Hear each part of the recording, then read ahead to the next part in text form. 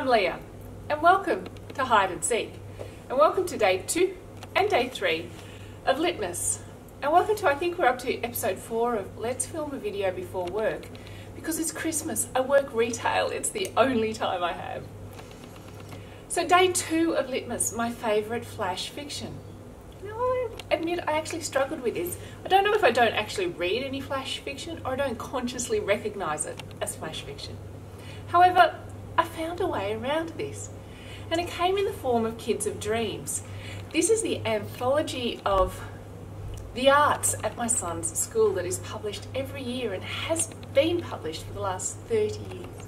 It highlights the best creative writing, the best poetry, the best art, images of the best sculpture that the school has produced from each year group over the year. My son's been lucky enough to be highlighted in the book for the last 3 years for his artwork. I actually don't know where he gets his talent from because I can't even colour it in. However, for me, as a lover of reading, it is the creative writing in this book that sings to my heart. And I like to think of it as spark fiction. That spark of potential that these young men have. Some of the stories are simple coming-of-age tales you would expect a self-conscious young man to write. Some of them are thought-provoking insights into the young man's view of the world.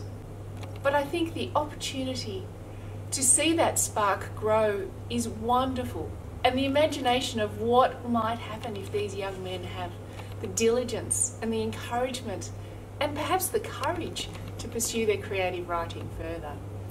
2 of the stories in this year's book that really inspired me was one called Gracias, a story of a young man's diving deep into literature, and he referenced Camus, he referenced Homer, he referenced all sorts of wonderful writers, which I think a young man has really taken a leap there, and I look forward to seeing where he takes his writing further.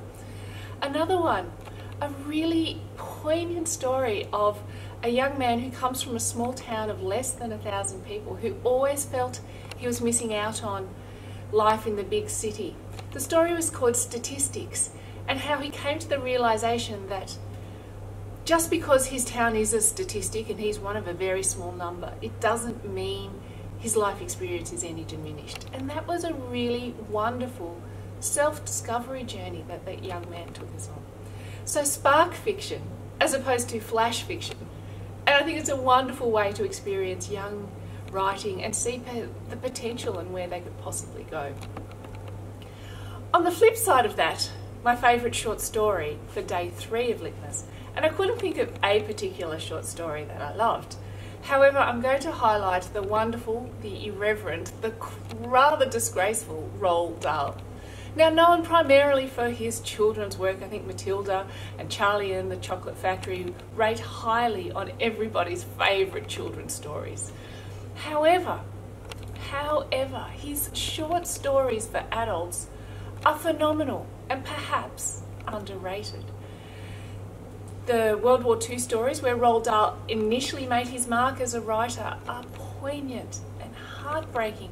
One called Katarina, a story set in Greece about a British army corps trying to save the island and trying to save, in particular, a young girl.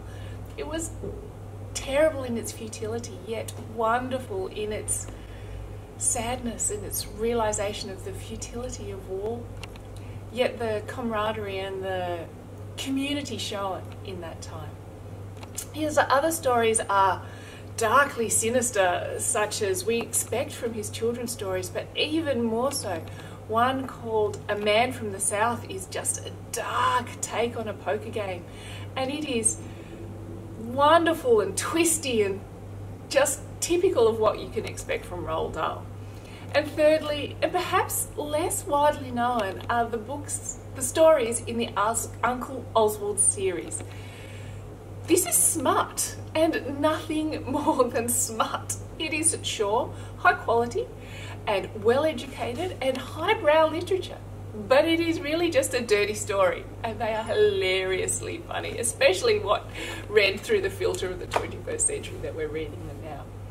I really urge you to go and seek out Roald Dahl's adult short stories. They're definitely worth your time. You can find many of them online for free. You can find some beautiful new editions that have been published recently, but also you can often find them hanging around secondhand bookshops. Definitely worth your time and energy to read them. Keep one on your bedside table and read a story every now and then. They will not let you down. So that is day 2 and day 3 of Litmus, and hopefully you're having a fabulous day.